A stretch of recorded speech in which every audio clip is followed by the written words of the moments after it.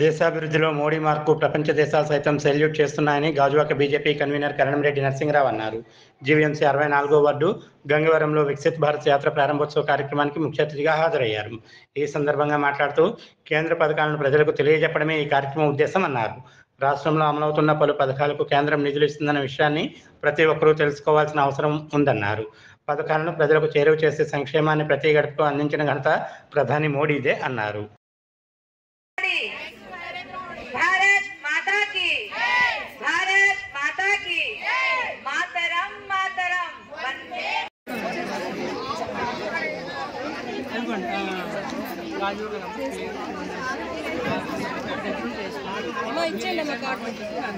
Ayushman Bharat cards అనేవి వచ్చినాయి మనకి.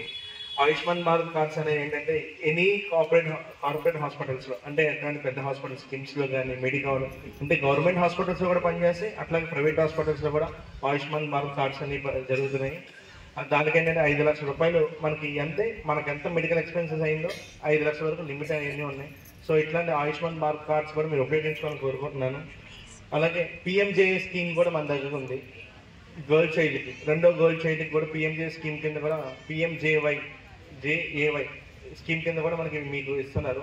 నెక్స్ట్ సుకన్య సమృద్ధి యోజన ప్లాన్ కూడా ఉంది. అది చాలా మంచి స్కీము.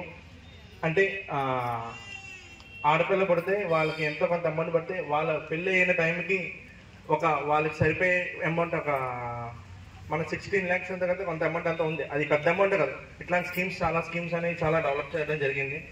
ఇవాళ నేను న్యూస్ చూస్తుంది ఏంటంటే నరేంద్ర మోడీ గారు పెట్రోల్ డీజిల్ రేట్లు తగ్గిస్తానని విన్నాను.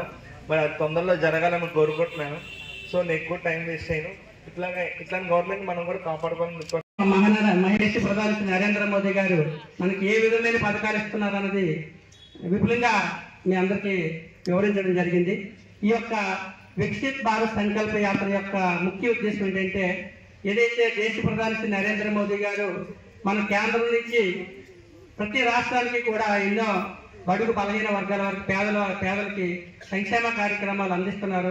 కానీ కొన్ని రాష్ట్రాల్లో భారతీయ జనతా పార్టీ అధికారంలో లేకపోవడం వల్ల ఇక్కడ వేరే ప్రభుత్వాలు ఉండడం వల్ల కేంద్రం నుంచి వచ్చే పథకాలు చాలా మంది ప్రజలకి తెలియడం లేదు. కొన్ని రాష్ట్ర ప్రభుత్వం 20% ఇస్తుంది, కేంద్ర ప్రభుత్వం 80% ఇస్తుంది.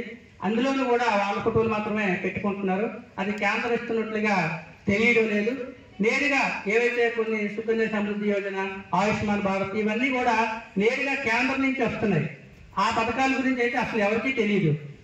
ఎవరైతే లబ్ధిదారులు ఉన్నారో ప్రతి ఒక్కరికి తెలియజేసి మీకు ఇక్కడ ఎవరికైనా పథకాలు లేకపోతే మీరు అర్హత ఉంటే వెంటనే చేసి ఇవ్వడానికి మేము సిద్ధంగా ఉన్నాం. గవర్నమెంట్ అధికారులు కానివ్వండి, మేము కానివ్వండి, వెంటనే మీకు ఇవ్వడం కోసమే ఈ కార్యక్రమం ఏర్పాటు చేయడం జరిగింది. మీరు అర్హత ఉంటే వెంటనే అప్లై చేసుకోండి. మీతో పాటు మీ వీధుల్లో మీ ప్రాంతంలో ఉన్నటువంటి అందరికీ కూడా తెలియజేయండి.